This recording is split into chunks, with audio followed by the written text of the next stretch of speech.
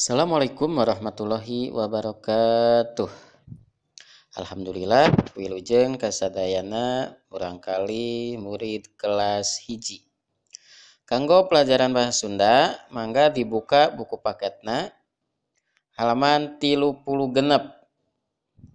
Nyebutkeun ngaran pakakas peralatan, pakakas peralatan. Titenan gambar di handap ieu, coba ditinggalian gambar yang di bawah ini.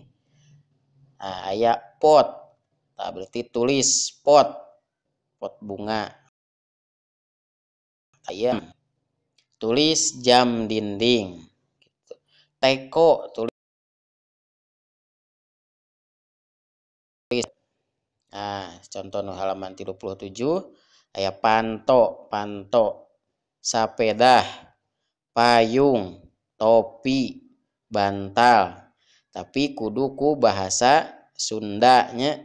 Mun panto ulah pintu, panto. Nah, sok ye hiji aya 12, aya 15 payung, telepon, sapatu. Soknya dieusian.